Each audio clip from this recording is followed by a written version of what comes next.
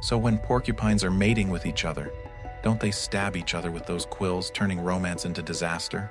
The baby is born with quills. You might immediately worry whether that baby will injure its mother during birth. This is our animal, the world we share. Hello, friends of our animals. A warm welcome to you all.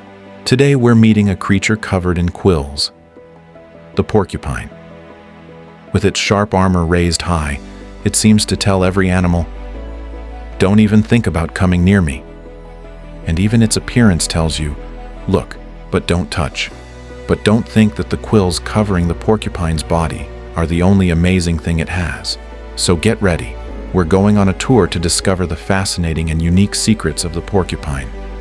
This is our animals. This is our animal, the world we share. Every feather, every roar, every gentle stare. Come on and love them, help them survive. 'Cause every creature This is our animals. Let's first understand this. The porcupine is not an animal ready to fight with any other animal or person. Even though looking at it from behind seems scary, in reality it's a very timid creature, unless it sees you getting too close. Those quills on the porcupine's body are actually modified hairs. A porcupine can have up to 30,000 of them, including small hairs that look like regular fur, but once they grow they become hard and long like metal wires. But you shouldn't fear it because it won't stab you unless it's absolutely necessary. Going back to the porcupine being timid, we should add that it moves very slowly. In a race, a porcupine wouldn't stand a chance at outrunning a predator. So when it's threatened by danger, the only option it has left is to stand its ground and essentially say, "If you're smart, don't come near me." It's like a person wearing a jacket covered in needles. At that point, it would be hard to attack them without consequences. Also, speaking of those well-known quills with beautiful colors of white and black, there's a widespread myth that the porcupine can shoot its quills like arrows from a distance to scare away an enemy. That's absolutely not how it works. You'll never see a porcupine launching its quills through the air. That's pure myth. In fact, its quills are like very sharp needles, so that once they penetrate skin, they cause severe pain.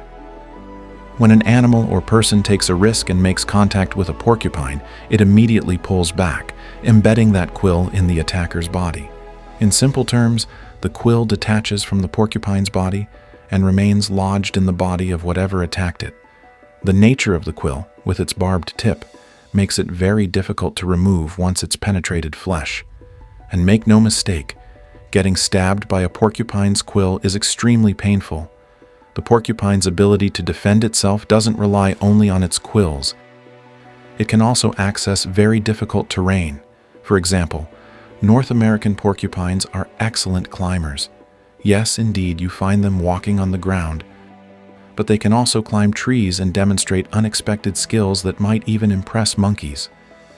Much of their time is spent up in trees chewing leaves, eating tree bark and shoots, but they do all this carefully and methodically.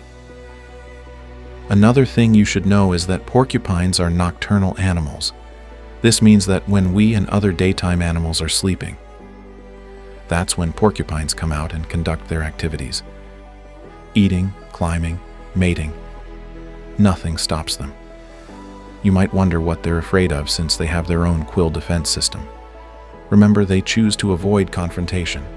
They don't throw themselves into unnecessary battles. So when a porcupine is cornered, what method does it use to fight back? When an animal wanting to attack it gets close, the porcupine turns around and presents its back.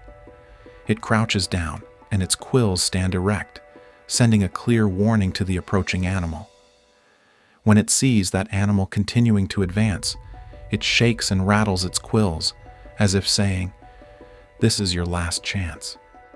Then, if the animal continues to press forward, what follows next is that the porcupine will deliver something unforgettable. Its tail is the secret weapon.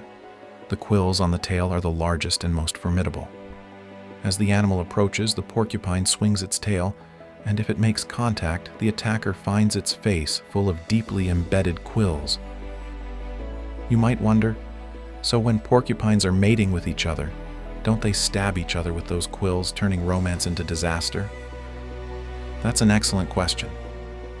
It's fascinating to know that when porcupines mate, they're extremely careful, so that the male doesn't hurt the female or vice versa. The male first performs a courtship display in front of the female, and even sprays urine as part of the mating ritual. Then, when the female is receptive, they carefully mate. They manage this delicate process very cautiously, so that the quills don't cause any injury. Nature's wisdom at work.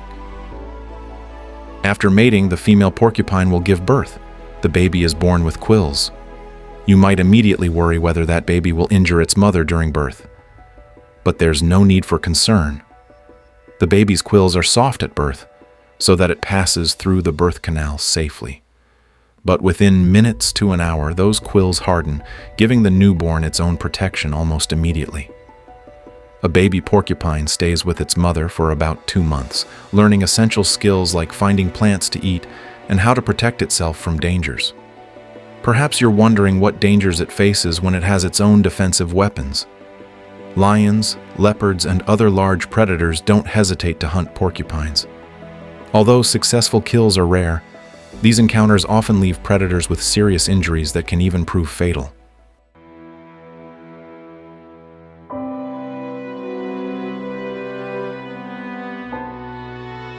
There's another remarkable thing about porcupines: their teeth. Porcupines have powerful jaws and teeth capable of chewing through tough materials. They eat tree bark, branches, and even seasoned wood. Their teeth are so strong they can gnaw through wire fencing. Porcupines must constantly chew because their front teeth grow continuously throughout their entire life. Without this constant gnawing, their teeth would become dangerously long. So just as some animals need to file down their claws, porcupines chew on hard materials to keep their teeth at the proper length.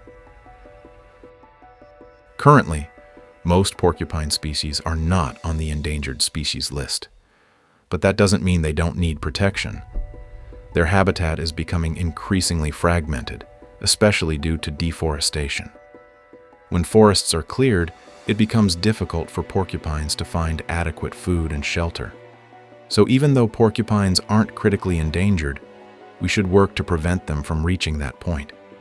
We wouldn't want to live in a world without porcupines. We wouldn't want future generations to only see them in videos or read about them in books. These animals deserve our respect and protection. So there you have it, the amazing life of the porcupine. We've explored its remarkable quills and impressive climbing abilities. But porcupines are far more than just walking pincushions. The way they rattle their quills as warning signals, how they gnaw through wood, and how they carefully mate without injuring each other. All of this adds to the many wonders we find in the natural world. Despite moving slowly and being naturally cautious, porcupines successfully defend themselves and thrive in environments full of dangerous predators, relying on their remarkable natural defenses. So if you ever encounter a porcupine in the wild, simply admire it from a safe distance, then go on your way and let it continue with its life. Thank you for watching this video. Remember to like, share, and subscribe, and I'll see you in the next adventure.